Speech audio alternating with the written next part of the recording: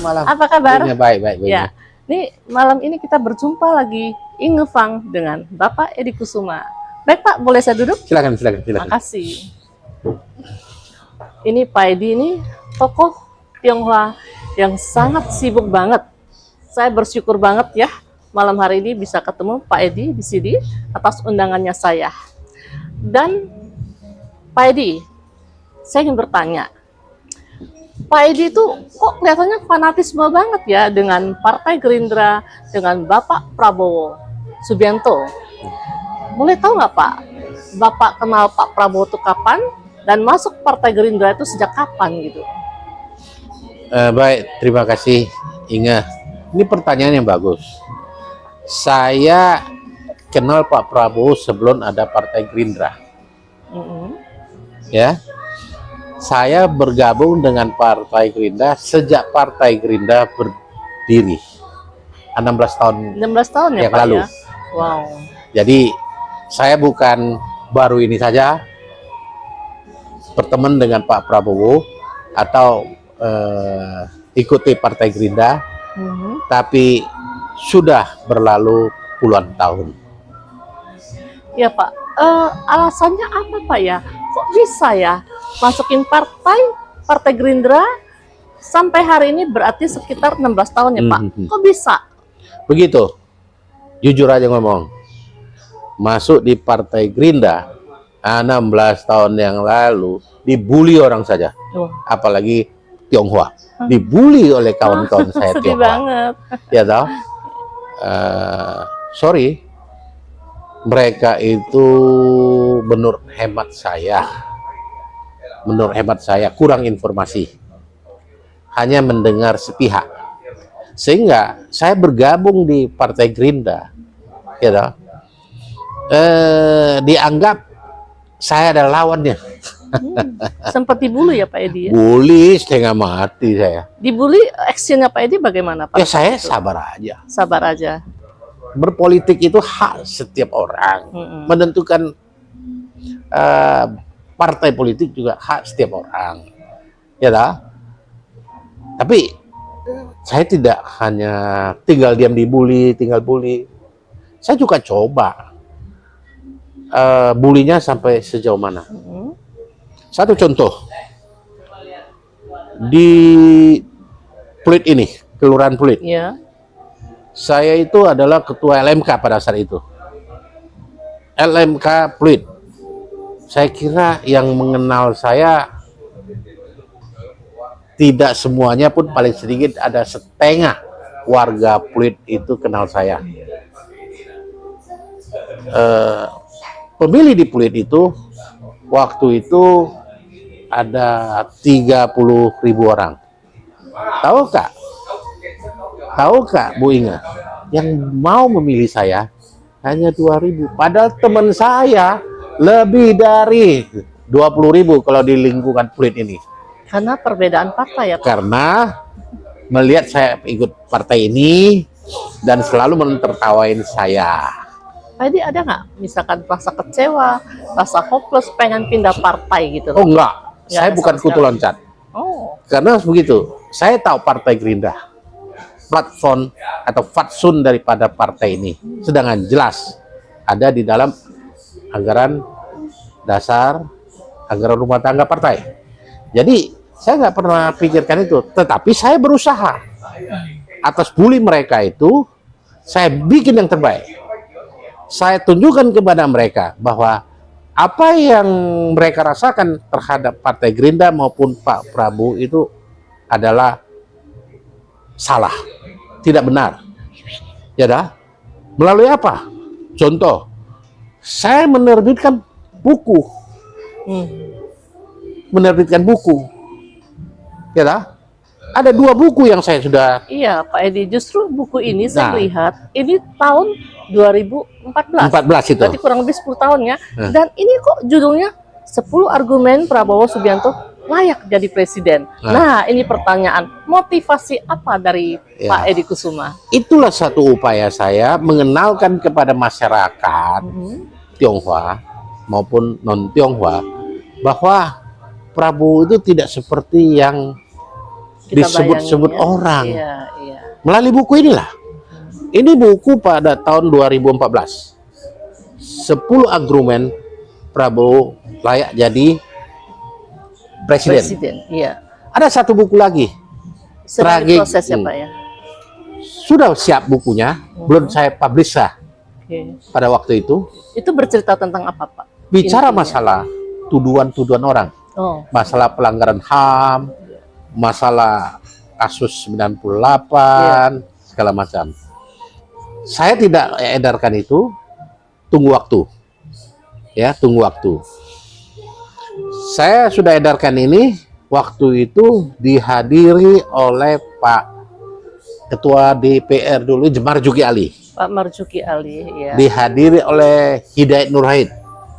Ya, dan pejabat lainnya, termasuk Pak Hasim hadir dalam launching buku ini. Oh, berarti Pak Prabowo juga tahu dong ya? Pasti tahu lah. Oh iya. Dan saya sudah edarkan ke hampir seluruh daerah, ya dah, Partai Gerindra, ya, sudah saya terbitkan, tidak banyak, 5.000. 5.000 ya. Sekarang tinggal nggak sampai 300. Nah, buku ini.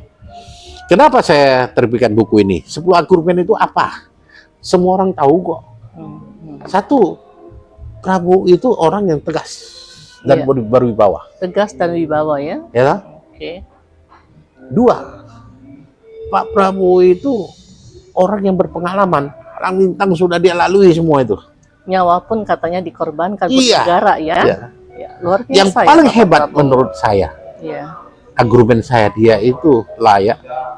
Dia mengenal betul budaya-budaya masyarakat yang banyak orang tidak tahu. Ya dah? Yang hebat lagi, dia tidak ada rasa dendam.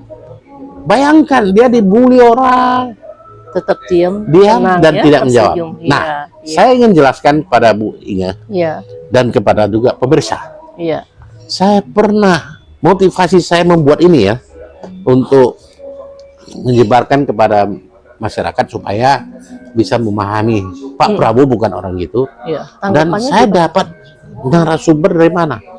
Bukan narasumber, sumber inti dari buku ini dari mana? Dari Pak Prabowo sendiri, dan dari 13 buku, tulisan 13 buku oleh ahli-ahli, ya dah, ahli atau pakar, tokoh. Saya simpulkan begitu. Jadi gitu ceritanya. Pada tahun 2008 akhir, menjelang pemilu tahun 2009, saat itu Pak Prabowo berpasangan dengan Ibu Mega. Iya. Iya. Ya, saya sebagai pimpinan, wakil ketua Partai Gerindra, kok Partai Gerindra, Fordeka. Merdeka ya. Fordeka itu Forum Demokrasi Kebangsaan. Selaku wakil ketua Fordeka, kami Fordeka menyelenggarakan sebuah temu ramah dengan capres. Nah, dari paslon Bu Mega dengan Pak Prabowo, Mega Pro, kebetulan saya selaku ketua timnya. Tionghoa bela Prabowo. Nah, ketika saya mengadakan temu ramah, sebelum sampai pada acaranya dimulai, 20 menit sebelum dimulai, saya di ruangan VIP di restoran nelayan dulu di Jalan Lodan, Iya. bersama ketua Fordeka Pak Hartono, saya Pak Prabowo. Saya bertanya pada Pak Prabowo, nanti kalau ada timbul pertanyaan gitu gimana?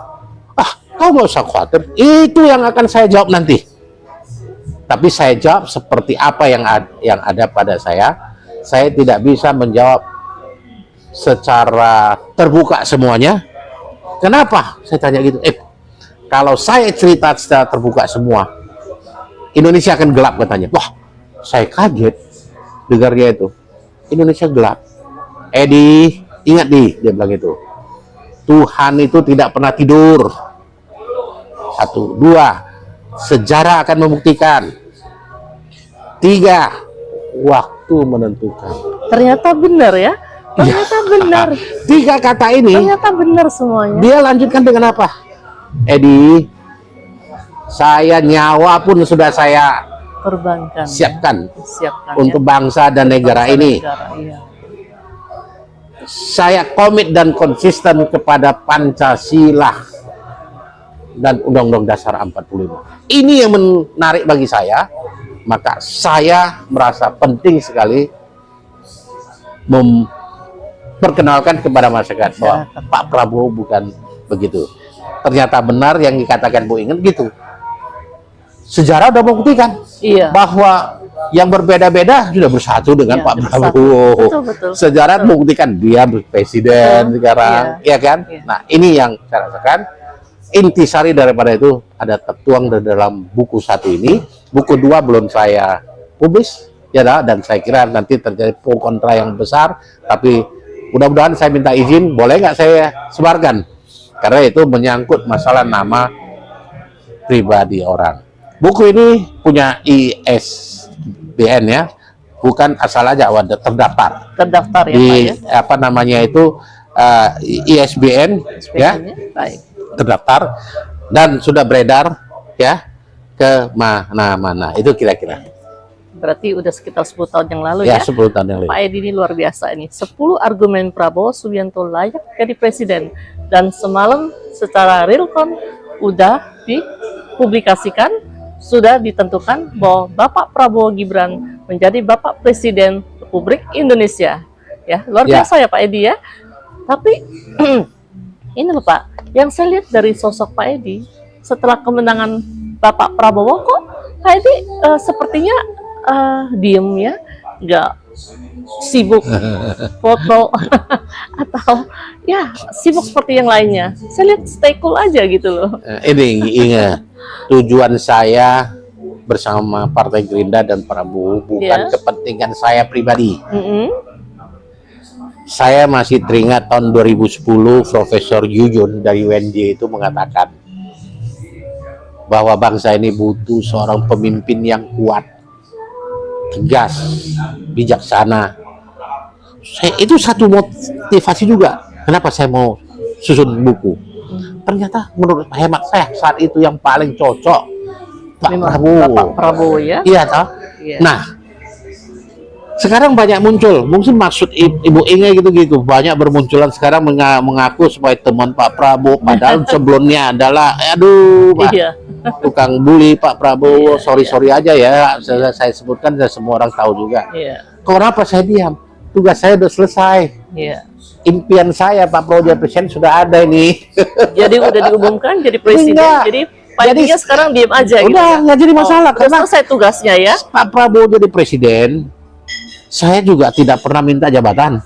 Untuk apa? Saya nggak jadi presiden, saya juga tidak pernah minta apa-apa. Apakah Pak Edi sempat telepon semalam, kasih ucapan ke Pak Prabowo? Saya kira itu akan saya lakukan nanti setelah dilantik. Baik. Dan kenapa setelah dilantik? Sudah formil legalnya selesai. Dan dapat dikatakan bahwa sudah selesai sekarang, tapi tunggu dulu selesai dilantik bulan Oktober, baru saya menyatakan telepon Pak Prabowo selamat atau datang ke Kartanegara atau Hambalang, selamat Pak Prabowo. Baik, saya sejak kenal Pak Edi ya, Pak Edi selalu memberikan saya ilmu, pengetahuan, dan juga selalu memberikan saya pencerahan dan juga berita-berita tentang Bapak Prabowo, kebaikan dari hati Bapak Prabowo, dan juga kasus 98, yang mana Pak Edi pernah berkata, Inge, apa yang kamu lihat benar, belum tentu benar. Apa yang kamu lihat salah, belum tentu salah. Ya, baik, Pak Edi, saya kira cukup sekian ya. Dan apa yang mau Pak Edi sampaikan kepada Pak Prabowo malam hari ini? Saya hanya punya satu pesan. Ya. Saya hanya punya satu ucapan aja. Saya ucapkan kepada seluruh masyarakat Indonesia, baik yang memilih maupun tidak memilih Prabowo, terima kasih. Mari kita sama-sama menjaga NKRI RI ke depan menuju Indonesia maju. Percayalah, kepemimpinan Pak Prabowo tidak akan mengecewakan bagi kita semua. Karena itu, yang memilih nggak usah arogan atau sombong, yang tidak memilih ya terimalah, karena kita akan negara yang berdemokrasi, kita menganut sistem demokrasi. Pancasila tidak pernah mengajar kita oposisi.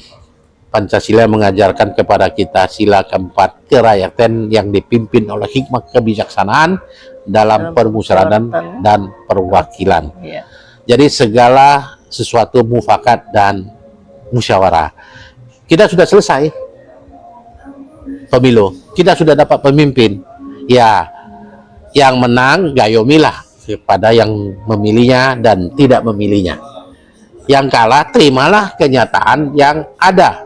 Dukunglah supaya negara ini tidak terganggu, negara ini bisa maju sehingga Indonesia emas nanti 2045 Indonesia hebat akan terwujud.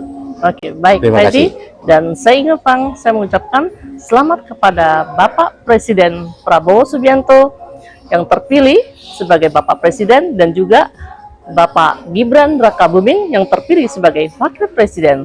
Kita percaya negara Indonesia dipimpin oleh Bapak Prabowo dan Bapak Gibran akan lebih baik lagi ya Pak ya. Terima kasih. Terima kasih Pak Edi untuk kasih. malam hari ini yang sudah hadir di sini atas undangan kami semua. Terima kasih. Sampai jumpa dengan Ingepang.